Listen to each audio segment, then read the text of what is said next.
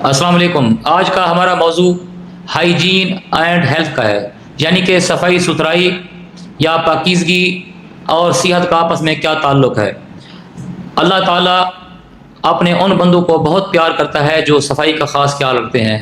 हमारे आकाए दो जहाँ हज़रत मोहम्मद सल्लल्लाहु अलैहि वसल्लम का फरमान है, जिनका मफ़हूम है कि सफाई निस्फ़ ईमान है, और ये वहद पहला दिफाई एक निज़ाम है जो इन्फेक्शंस बीमारियों के दरमियान आड़े आता है, क्योंकि जरासीम जो हमारे अंदर बॉडी में जाकर बीमारियां फैलाते हैं, उनका दिफा हम अपनी सफाई से कर सकते हैं। हम अपनी सफाई सुथराई पाकीज़गी किस किस्म की करते हैं। सफाई सिर्फ अच्छे कपड़े साफ़ कपड़े पहनने का नाम नहीं है। सफाई आपकी जिस्म की सफाई यानी ज़ात की सफाई और आपके माहौल की सफाई पर मुश्तमिल है। और ज़ाती सफाई में सबसे पहली चीज़ जो है वो सारे जिस्म को एक दफ़ा दिन में लाजमी या कम से कम 2 दफ़ा वाश करना, नहाना ज़रूरी है। और दूसरे नंबर पे जो अहम तरीन चीज़ है सफाई के हवाले से वो हमारे हाथ हैं।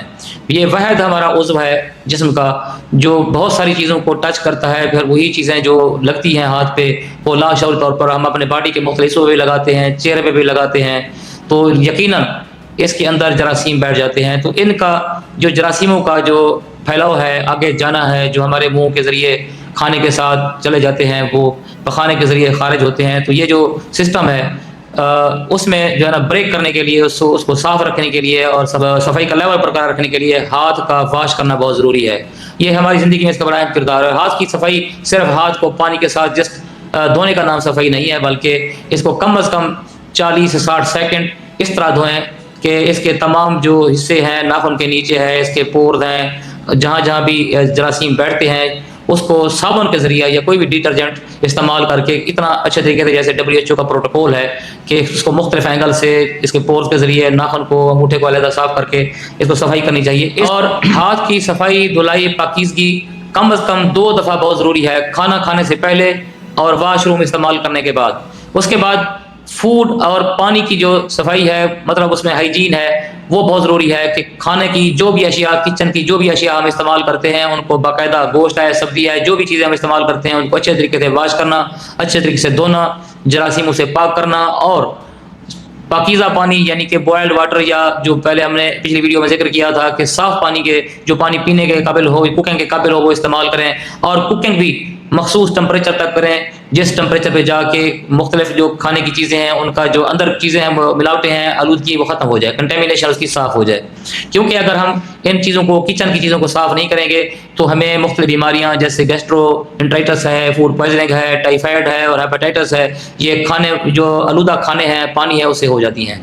उसके अलावा जो रेस्पिरेटरी, जो निज़ाम तनफ़ुस की हाइजीन है, उसमें ख़ास तौर पे, क्योंकि इसके ज़रिए से ये ड्रॉपलेट इन्फेक्शन जो सांस के ज़रिए फैलती हैं बीमारियां, उसका तदारक बहुत ज़रूरी है। उसका क्या करना चाहिए कि हमने एक तो मास्क पहनना चाहिए जब भी पब्लिक पे बैठे हैं, आवाम पे बैठे हैं, अपनों के साथ बैठे हैं। अगर हम गुफ्तगू कर रहे हैं तो ये ड्रॉपलेट इन्फेक्शन के सांस के ज़रिए चीज़ें फैलने का, जरासीमों को फैलने का, बीमारियों को फैलने का खदशा है, तो हम मास्क पहने। अगर छींक या खांसी आ जाए तो कोई कपड़ा, कोई टिश्यू पेपर अपने नाक और मुँह पर रखें। अगर वो भी नहीं है तो हम आर्म का जो है ना वो भी इस्तेमाल कर सकते हैं, ताकि जो है ना उसका फैलाव दूर तक ना हो, उसके फैलाव को हम रोक सकें। और इसमें मुतासरा अफराद से फासला रखें।